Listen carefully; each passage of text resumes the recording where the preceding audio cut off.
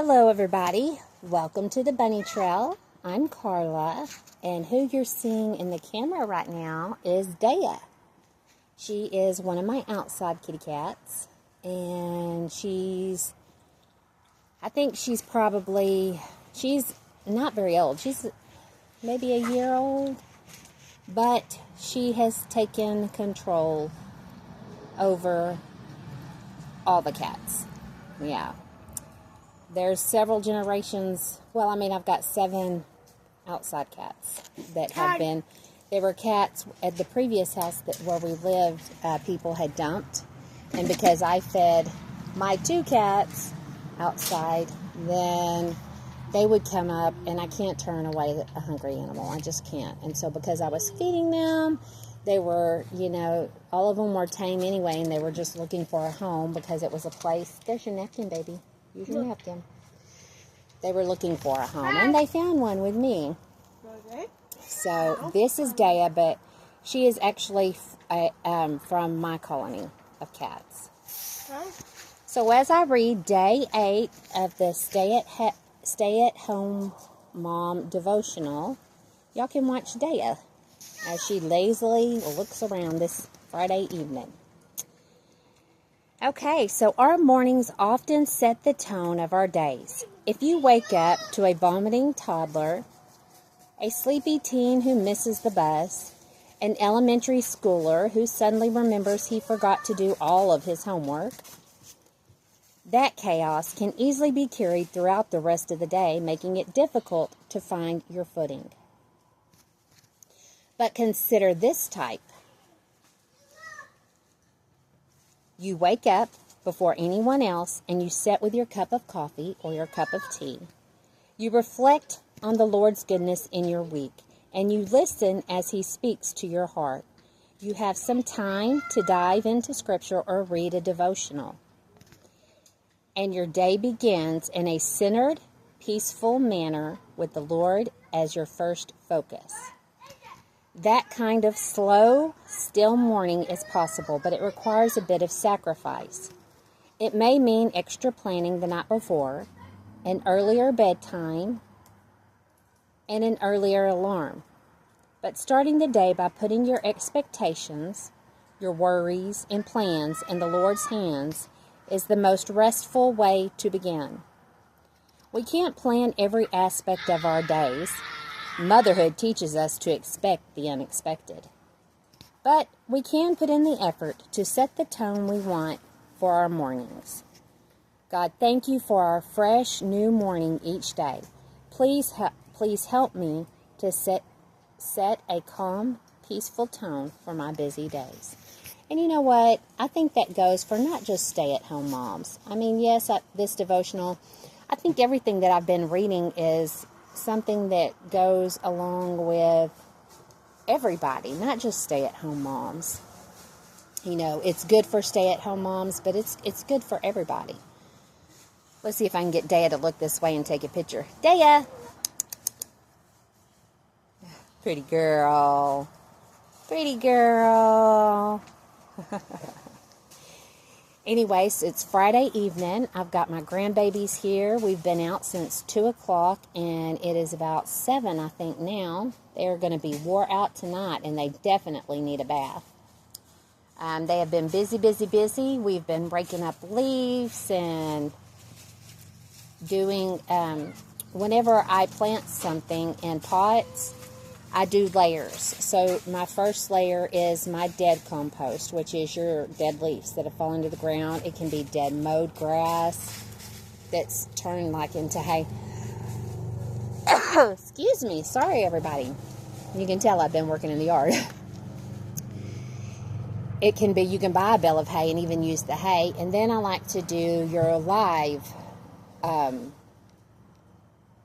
what did I say? I do my dead. And then you do your live. You layer with your live stuff. So like if you just cut your grass and it's green, you put your green in there. If you've got stuff in the fridge that needs to come out, like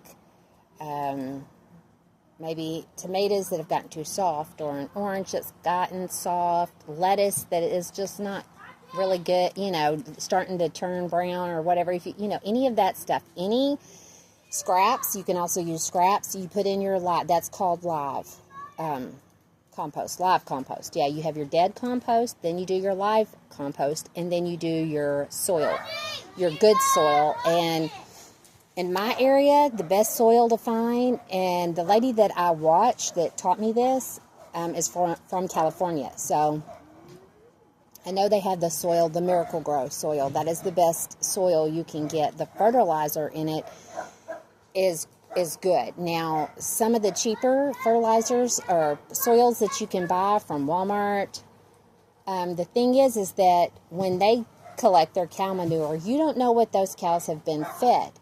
So if what they have been fed has any kind of pesticide or, something to kill off weeds on the grass or, anything like that, then guess what? You're going to have a hard time growing your fruits, vegetables, flowers, because that's in the manure. So you have to, I stick with the Miracle Grow potting soil. Or Miracle Grow, you can get different kinds of Miracle Grow stuff. I stick with the Miracle Grow. I've never had any issues with that soil. But I have tried, before I watched this woman, years and years ago, I would buy the cheap from Walmart, and my success was not good at all. If your pot is deep enough, you can then start over again with your layering. Put your dead compost, and it can even be like limbs off of a tree, like, twigs that you can cut up and you stick it in there, because over time it disintegrates and it turns into dirt.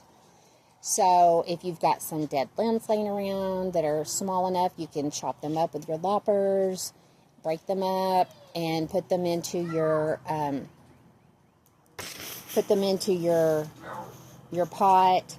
Then your live, back to your live, which is anything green. You can even get green leaves off of a tree.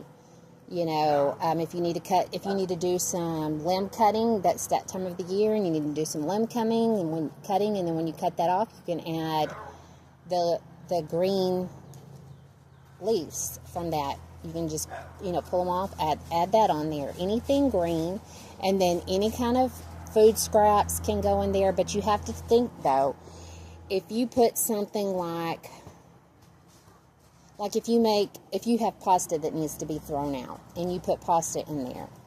Okay, I live in the country. Raccoons, they can smell any kind of scraps a mile away. Squirrels, deer, deer don't dig in your pots. They'll eat your other stuff. But so you have to think about the wild animals. Foxes will do it too.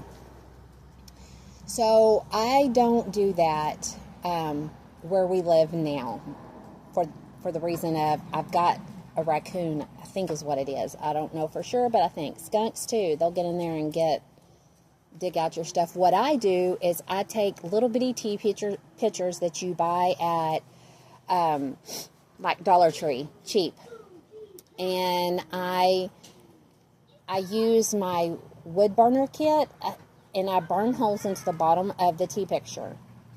And then I bury half of the tea pitcher next to my plant.